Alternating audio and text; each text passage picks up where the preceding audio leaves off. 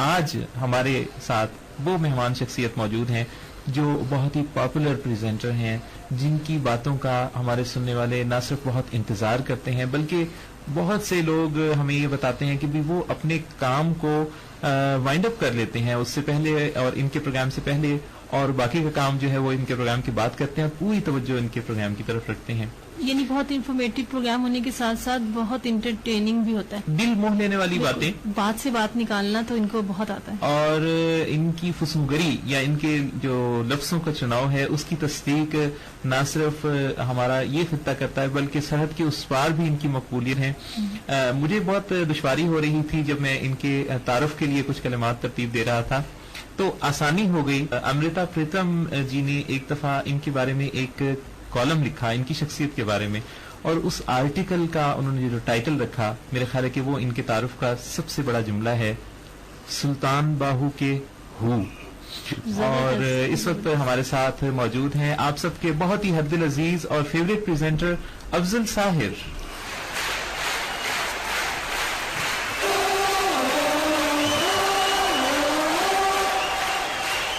تالیوں کی گونج میں افضل ساحر کو ہم کہتے ہیں پروگرام میں خوش آمدید. السلام علیکم. وعلیکم السلام. کیسے افضل صاحب آپ؟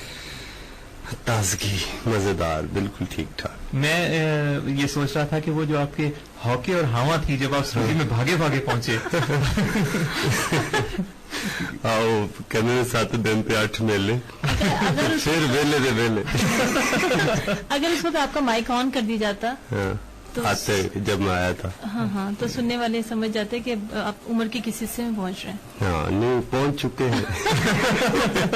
آپ بہت پہنچے ہوئے یہ تو ہم اور ہمارے سننے والے بھی جانتے ہیں. جناب افضل ساحر صاحب سے آج ہوں گی دل کھول کے باتیں ان کی نجی زندگی کے بارے میں. ان کا زندگی کو اور معاشرے کو دیکھنے کا ایک خاص انداز ہے، وہ تو آپ سنتے ہی رہتے ہیں، لیکن آج ان کی ذاتی زندگی کے بارے میں ہم جان پائیں گے کہ اپنی زندگی میں بچپن سے لے کے اب تک کس طرح سے افضل ساحر کو ساحر کے باکمال مرتبے پر پہنچنے میں کن کن مراحل سے گزرنا پڑا. تو آج آپ ان سے بات کر سکتے ہیں 1111103 پر کسی بھی کوسچن کے تھرو یا پھر 6278 پر.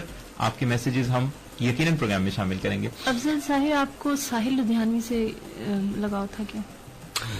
ساحل لدھیانوی بہرحال بہت خوبصورت شاعر ہیں، بڑے شاعر ہیں، بہت انقلابی شاعر تھے. یہ جو نام میں ساحر ہے جی جی، اس کی وجہ کیا بنی؟ ہر نئے شاعر کو ایک خواہش ہوتی ہے، ایک بڑی عجیب سی اس کے اندر تمنا ہوتی ہے تخلص کے بارے میں. جی جی.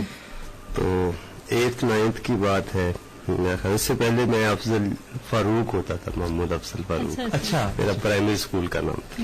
اس کے بعد کچھ دن افضل جاوید بھی رہا، پھر افضل کمسن بھی رہا، پھر ملک ساحر، محمد افضل فاروق ساحر، یہ 3-4 بندوں کے نام ہوئے. آپ کی ریسرچ جاری ہے. میری پہلی کچھ چیزیں چھپی ہیں. میرے گاؤں کا نام ہے پھرالا، جو PHAR پھرالا. تو نہیں وہ نہیں چلے گا، آپ کے دونوں سامعین سن رہے پنجابی کے بھی اور اردو. نہیں مجھے پتا ہے کہ تھوڑی دیر مثال آپ اردو بولنے، تھوڑی دیر بعد میں خود ہی کہنے لو جی میں تھک گیا. آپ کے جبڑے دکھنے شروع ہو جائیں. نہیں مجھے لگتا ہے جی میں جھوٹ بول رہا ہوں. نہیں آج تو آپ کو سچ بھی بولنا ہے اور بولنا بھی اردو میں. نہیں میں کوشش کروں گا. کہتا نہیں میں کوشش کروں گا کہ میں اردو میں ہی بات کروں. ہاں بالکل کرو ساتھ لے. اچھا ملک محمد افضل فاروق صاحب وہ پھر 3-4 نام بن گئے. سو 91 جو میں لاہور آیا ٹھیک، اتنے پنجابی میگزین سی رویل میرے جرنلزم کے نال رائٹنگ نال بہت ارلی ایج میں 5ویں-6ویں تو میں شاعری لکھنی شروع کر دیتی تھی. اچھا تو یہ جو آپ کی لاہور مائگریشن ہے یہ تعلیم مکمل کرنے کے بعد ہے؟ نہیں میں پگوڑ آیا. میں تعلیم مکمل جو ہے اس وقت میں میٹرک میں کی تھی میں لاہور آیا. اچھا یاد ہے پہلا کیا لکھا تھا آپ نے؟ پنجابی میں لکھا تھا یا اردو میں لکھا تھا؟ پہلے تو اردو میں لکھا. پڑھتے تھے؟ ہاں اردو شاعری، نظم، غزل اور ایک شعر، کچھ قطعات، رباعیاں. ٹھیک. اب وہ ان میں سے کوئی چیز بھی میرے پاس نہیں ہے. ہاں ایک آدھ نظم میرے ذہن میں ہوگی. बहुत जल्द ही मुझे अंदाजा हो गया कि जो मैं उर्दू में लिख रहा हूँ ये सरासर अरेंजमेंट है, तरतीब देता हूँ, जो मेरे अंदर फीलिंग्स हैं, जो मेरे अंदर बात बनी हुई है, जो मुझे कहते हैं कि जो चीज पंजाबी में एक लफ्ज़ है लड़ी हुई, जो आपको लड़ जाती है कोई चीज अंदर से। तो जिस तरह की जिस कल्चर में, जिस एनवायरनमेंट में, जिस तरह की लफ्जाली जो डिक्शन है जो आपके अंदर, जो जिससे आपकी पूरी कंडीशनिंग हुई है, आपके सारा माइंड सेट बना है, सोचने समझने देखने का जो अंदाज है, देखने का जो अंदाज है, वो आपका अपना है, अपनी जुबान में है। आप अपनी जुबान में ख्वाब देखते हैं, महसूस करते हैं, तो वो जो ज़ाहिर है उसमें मैं सोचता था कि जो मैं जब उसको शायरी में ढालता हूँ या लफ्ज़ों के पैराए में उसको कुछ बनाने की कोशिश करता हूँ, तो वो उसमें जो फीलिंग, जो कैफियत में ना वो जान नहीं रहती थी। सारे का सारा इस तरह वो लफ्ज़, अगर कोई मिजगा है तो मैंने उसको एक्सपीरियंस ही नहीं किया, अगर कोई तफन्नुन भी है तो मैंने अपने उसको उसकी जो डायमेंशंस हैं, जो उसके जो ओवरऑल इसका फिनोमेनन है वो मुझे नहीं पता था। तो मुझे ऐसा लगता था कि ये बेरूह सा है, एक मतलब सेकंड लैंग्वेज है मेरी अपनी, जैसे मेरी कोई तसल्ली नहीं हुई, सेटिस्फेक्शन नहीं हुई। तो फिर जब मैंने पंजाबी में पहले एक शेर लिखा, अच्छा उर्दू नज़में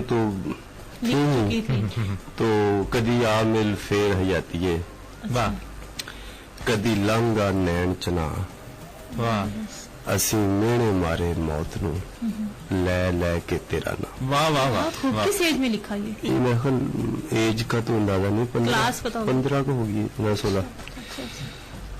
तो उसके बाद ये पहली तख्लीक पंजाबी। हाँ, उसकी एक नज़्म थी शाह हुसैन की, काफी से ये पंजाबी में कहते जो जाग लगने का अमल था, और अंदर का अफजल साहब जो है वो बोलना शुरू हुआ। अफजल साहब क्या ऐसा ही है कि आपको पहली आमद के बाद ये अंदाजा हुआ कि अब आवाज मिली है?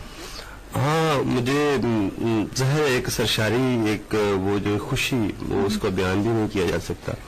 एक हैरत भी होती है कि जब आपको अपनी ही किसी तख्लीक पे, अपनी ही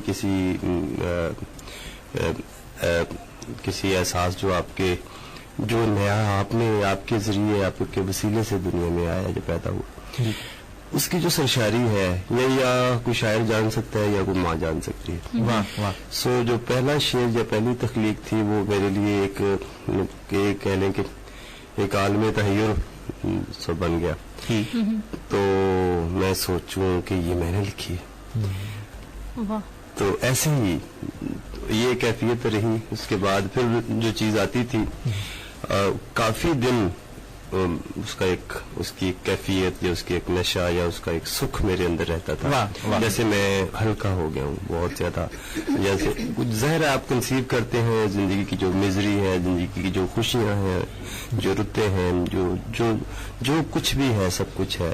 आप क्लासेस के मसाइल को देखते हैं, जो तकसीम है जिंदगी में वसीलों की, रिसोर्सेज की, जो इंसान जिस तरह सफर कर रहा है, वो सारे का सारा आपके एक शायर जो है वो नेचर का बेटा होता है या बेटी होती है, वो उसको ज़ाहिर द होल वो फील कर रहा है, उसके अंदर से गुजर रही होती है हर चीज, पूरी हवा, पूरी फजा। आपके पास जो आपके लफ्जों का चुनाव है वो इतना खूबसूरत और इतना वसी है, यूं लगता है कि आपके पास बहुत ज्यादा अल्फाज हैं और आपके पास कहने को बहुत कुछ है। हाँ, लेकिन ये कभी कभी लगता है मैं वो जो कहना चाहता था वो अभी मैं कह नहीं पाया। कितने दिन में आपकी जो कोई चीज नई तख्लीक आ जाती है? कभी तो एक दिन में ही कितना कुछ लिखा जाता है, और दूसरा ये यार लोग कहते हैं, बल्कि उस जिस आलम का आपने अमृता प्रीतम जी का जिक्र किया था, उसमें तो उन्होंने उसमें कहा था कि तुम तो बोलते शायरी हो।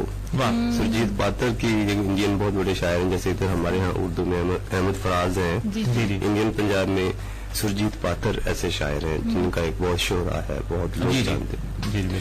तो वो कहते हैं यार तू तो बोलता शायरी है, तो स्टेज पे आएगा तो फिर तू की करेगा। एक मुशायरा हुआ था कोट कपूरा, फरीदकोट डिस्ट्रिक्ट में। तो मुझे ये है कि मैं ज़ाहिर मेरा यहाँ भी एक स्टाइल जो मशहूर है 103 पे एज ए प्रेजेंटर, कि मैं बात اس کی بڑھت بناتا ہوں بڑی ترتیب سے، کافیہ در کافیہ ایک لمبی. اور پھر کالر سے بات کے دوران جو بات سے بات نکالنا وہ بھی ایک شاعری ہے. ہاں مطلب آپ کو لفظوں کا کھیل آتا ہے. یہ بھی ہوتا ہے کہ کتنا ایک چیک بھی لگا ہوتا ہے اپنے اندر ہی، آپ کے اندر ہی. اور ایک چیک وہ بھی ہوتا ہے جو آپ کو ملتا ہے نام کے ریوارڈ، وہ آپ سمجھتے ہیں. افضل سعید صاحب، اور اگر میں اس چیک کے لیے کر رہا ہوتا 103 پہ یا کسی بھی میڈیا پہ تو شاید میں نہ کر رہا ہوتا. جب میں مائک پہ بیٹھتا ہوں تو مجھے لگتا ہے کہ میری میں نہیں ہے، میں کل میں کے ساتھ ہم آہنگ ہوں. اور مجھے مطلب ایسی پرو پیپل بات کرنی ہے، زندگی کا بھلا اور اس کی خیر مانگنی ہے، سب کی بات کرنی ہے. کیا بات ہے، سب دا بھلا تے سب دی خیر. ہاں.